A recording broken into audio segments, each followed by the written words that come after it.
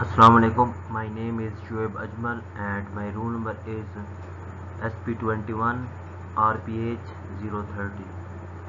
The topic I have to discuss here is the applications of metamaterial. There are some types of metamaterials. They are following.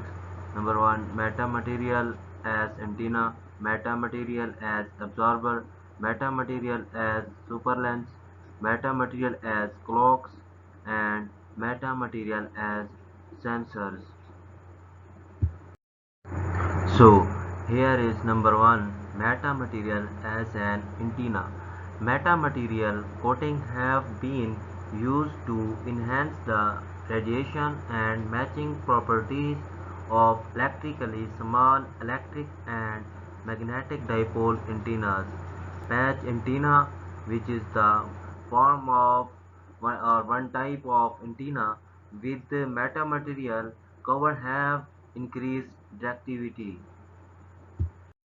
Metamaterials step up the radiated power, and we have also invented the new modern antennas. The newest metamaterial antenna radiate 95% of input radio signal at 350 MHz. Experimental metamaterial antenna are small as one-fifth of a wavelength.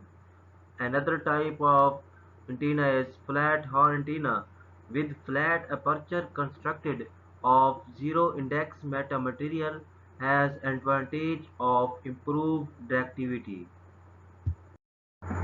And other one is metamaterial as absorber.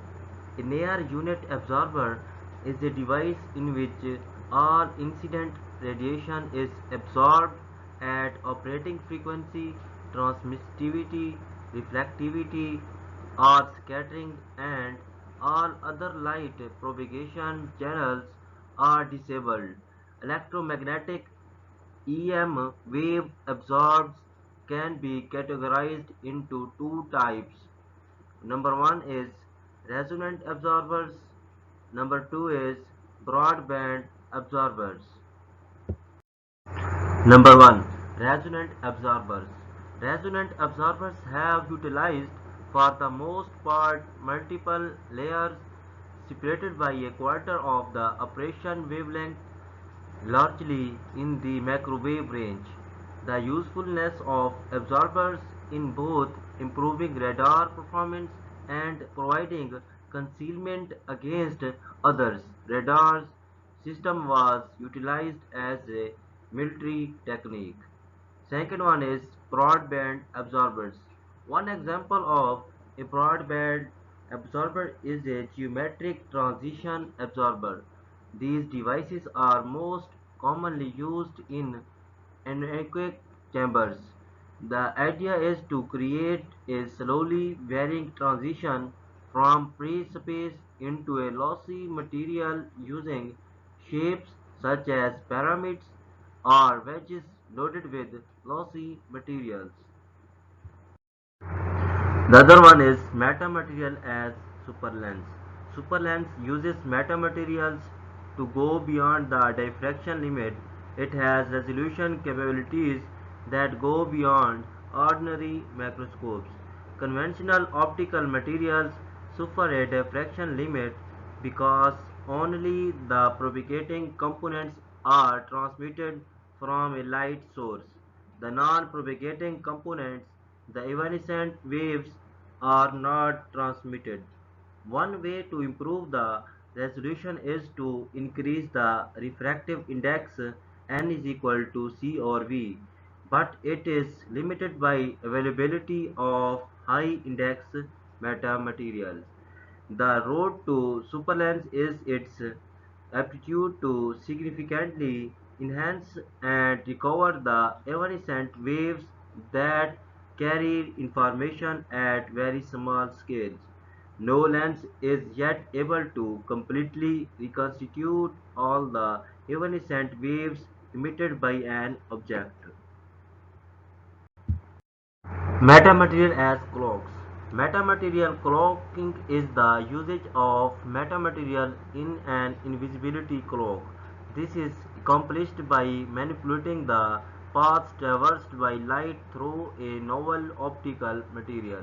Metamaterials direct and control the propagation and transmission of specified parts of the light spectrum and demonstrate the potential to render an object seemingly invisible. Metamaterial clocking based on transmission optics describe the process of shielding something from view by controlling electromagnetic radiations. So the other one is metamaterial as sensor. So these are very sensitive. So metamaterial opens a door for designing sensor with specified sensitivity. Metamaterials provide tools to significantly enhance the sensitivity and resolution of sensors. Metamaterial sensors are used in agriculture, biomedical etc. In agriculture, the sensors are based on resonant material and employ SRR to gain better sensitivity. In biomedical, wireless strain sensors are widely used. Nested SRR based strain sensors have been developed to enhance the sensitivity. Okay, other last one is metamaterial as phase compensator.